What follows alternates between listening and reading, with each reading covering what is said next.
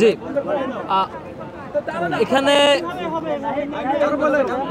যে সমাজের সাংবাদিক বন্ধুগণ আমরা লক্ষ্য করছি বারবার কেন যেন প্রশাসন কি যেন লুকানোর চেষ্টা করছে বারবার।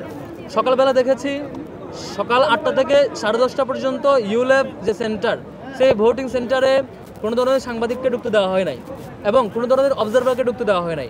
10:30 নাগাদ যখন আমি সেখানে যাই তখন দেখি এতক্ষণ পর্যন্ত কেউ ঢুকতে পারে না, সবাই বাইরে দাঁড়িয়ে আছে সাংবাদিকরা।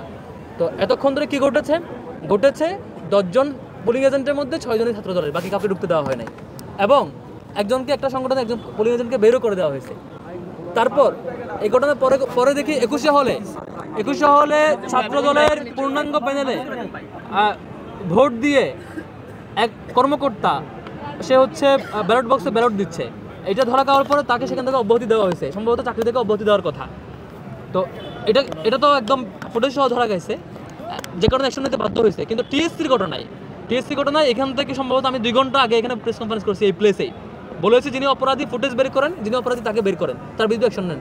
হয় মেয়েটা অপরাধী নয় স্টাফ অপরাধী, কর্মকর্তা অপরাধী, যে কোনো একজন অপরাধী। কারণ 21শে হলের যে ক্রাইম, 21শে হলের যে ছাত্রদল কর্তৃক তারপন্থী দল বিএনপিপন্থী স্টাফদের নিয়ে পুরো ভোট দেওয়ার যে চক্র, সে অপরাধ চক্রকে থামানোর জন্য, লুকানোর জন্য এখানে একটা নাটক মঞ্চস্থ করা হয়েছিল। এই নাটকের ক্রীড়ক হয় কর্মকর্তা অথবা শিক্ষার্থী। কেন? শিক্ষকরা বলছেন তাদের কাছে সিসিটিভি ফুটেজ আছে যে তিনি ব্যালট পেপার নেওয়ার পরে সেখানে বুথে ঢুকেছেন, ঢোকার পরে প্রায় 1 মিনিট খানেক সময় বুথের ভিতরে ছিল, তারপর সেখান থেকে বের হয়ে দেখাচ্ছেন যে এখানে ক্রস চেক দেওয়া যে 2টা নামে। তারপরে শিক্ষকেরা সেই সন্দেহ দূরীকরণের জন্য সেটি দিয়ে তাকে এক্সচেঞ্জ করে দেয় এবং ওনারা নাকি ক্যামেরা অন করে সবগুলো ব্যালট পেপার আবার চেক করে, কোনো যাতে চিহ্ন পায় নাই। তাহলে এই ব্যালট পেপার দাগ দিল কে? হয় ওই শিক্ষার্থী ওই 1 মিনিট সময়ের মধ্যে দিয়েছে অথবা কোনো স্টাফ দিয়েছে। এই নাটক মঞ্চস্থের ক্রীড়নক যে হয় শিক্ষার্থী অথবা স্টাফ, সিসিটিভি ফুটেজ অ্যানালাইসিস করে তাকে এখনই বহিষ্কার করা হোক। আমি এটা 2 ঘন্টা আগে বলেছি। এখন আবার ঢুকেছি কেন্দ্রে, ঢুকে সেখানে প্রবিসি ম্যাম আছেন, এই কেন্দ্রের যিনি প্রধান তিনি আছেন, অন্যান্য শিক্ষকরা আছেন, এখনও গড়িমসি করছেন, এখনও ফুটেজ দেন নাই, আপনাদেরকে দেয় না, আপনারা খুঁজছেন, আপনারা দেখেছেন, আপনাকে ফুটেজ দেয় নাই। তাহলে কাকে লুকানোর জন্য এটা করা হচ্ছে? এর আগে চারুকলার ঘটনায় আপনারা দেখেছিলেন সিসিটিভি ফুটেজ শেষ পর্যন্ত দেয় নাই, তদন্ত কমিটি করেছে, বলে যে ফুটেজ নষ্ট, ফুটেজ পাওয়া যায় নাই, ডিলিট হয়ে গেছে, নানা কারণ দেখিয়েছে। এত বড় একটা ক্রাইম, তাদের পরিকল্পিত ষড়যন্ত্র, আবিদ ভাইদের এই প্ল্যানটা নস্যাৎ হওয়ার আশঙ্কায় সম্ভবত তাদেরকে প্রশাসন হেল্প করছে এবং সিসিটিভি ফুটেজ দিচ্ছে না। আমরা স্পষ্টত বলেছি টিএসসির এই ঘটনায় যিনি জড়িত হয় শিক্ষার্থী অথবা স্টাফ, তাকে এখনই বের করা হোক, ফুটেজ অ্যানালাইসিস করে তাকে বহিষ্কার করা হোক, তার বিরুদ্ধে পানিশমেন্ট না হোক। বিচ্ছিন্ন ঘটনা ছাড়া সব মিলিয়ে কি এখন কি আপনারা বলছেন যে ভোট সুষ্ঠু হচ্ছে? শিক্ষার্থীরা দারুণভাবে এনজয় করছে, ভোট কাস্টিংয়ের রেশিওটা ভালো, বেশ সারি অনাবাসী শিক্ষার্থীরা আসছে, এই জিনিসটা দারুণ ছিল। কিন্তু ছাত্রদলের সাথে বা এই প্যানেলের সাথে শিক্ষকদের একটা ওতপ্রোত সম্পর্ক এবং ওখানে কর্মকর্তাদের ওতপ্রোত সম্পর্ক লক্ষ্য করছি, যেটি অনেকগুলো আচরণ লক্ষ্য করেছি। এবং আবার অপরাধ লুকানোর যে অপচেষ্টা, এটা খুবই দুঃখজনক। আমরা বলেছি ভাই টিএসসিতে ঘটনা ঘটেছে, অভিযোগ দিচ্ছেন, ফুটেজ বের করেন, ফুটেজ আপলোড দেন, কেমন ছিল সেটা আপলোড দিয়ে অপরাধীকে শাস্তি দেন। এখন 3-4 ঘন্টা হয়ে গেছে, সেটা ঘটনা 11টার দিকে, এখন 3টা বাজে, আপনি ফুটেজ দেন না কেন? এখনো অভিযোগ আসছে 1টার দিকে, 1টার পরে 2টা বাজে, 1:30টার আগে 1:20 বা 15 আমি এখানে এসে আপনাদেরকে অভিযোগ দিয়ে গেছি যেটা ফুটেজ বের করা হোক। এখন বাজে 3টা, এখন ফুটেজ কেন আসে নাই? একটা ক্যামেরা থেকে ফুটেজ বের করতে কতক্ষণ লাগে? একটু প্লেব্যাকে গিয়ে তো এখানে বের করা যায়, 1 মিনিট 2 মিনিট লাগে, এখন আসে নাই কেন?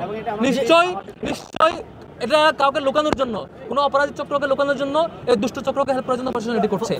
ফরহাদ, আপনারা অভিযোগ করছেন, একই অভিযোগ আপনাদের বিরুদ্ধে। কি অভিযোগ? কি অভিযোগ আমাদের বিরুদ্ধে? বলছেন আপনারা নাকি বিশ্ববিদ্যালয় কোথায় হয়েছে?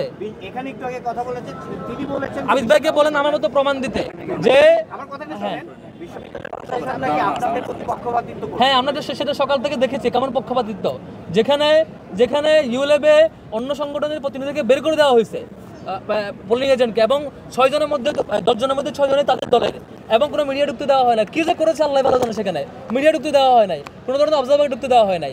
এবং আবিদ ভাই 1টা পর্যন্ত নিয়ম ছিল কোনো প্রার্থী ঢুকতে পারবে না। আবিদ ভাই যখন সকাল 7টা থেকে শুরু করছে আল্লাহর রহমতে, 7:30 বাজে ঢুকছে হচ্ছে ক্লাবে, বিশ্ববিদ্যালয় ক্লাবে, 7:30 আপনি রিপোর্টিং দেখবেন, 7:30 থেকে শুরু করছে আবিদ ভাইয়ের যাত্রা প্রত্যেকটা সেন্টারে ঢোকা। তখন পর্যন্ত নিয়ম ছিল, আমি আমাদের নির্বাচন কমিশনারকে ফোন দিয়েছি, চিফ রিটার্নিং অফিসারকে, ঢোকা যাবে? বলেছে না, ঢোকা যাবে না, কোনো প্রার্থী ঢুকতে পারবে না। আবিদ ভাই টিএসসি ঢুকছেন বারবার, টিএসসি রিপোর্ট পেলাম 15 মিনিটে হচ্ছে 7বার ঢুকছে।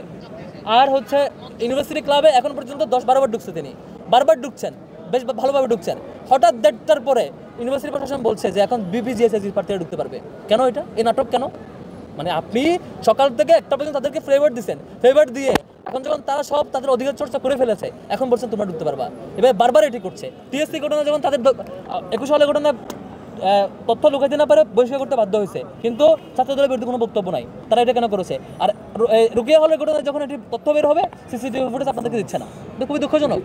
ফরহাদ, একটা প্রশ্ন করতে চাই, আপনারা শিক্ষকদের পক্ষপাতের কথা বলছেন, আবার ওই ছাত্র দলের যিনি সাধারণ সম্পাদক তিনি সহ এখানে ম্যাডামদেরকে বলে গেল যে তারা স্বাধীনতা বিরোধীদের পক্ষপাত করছে।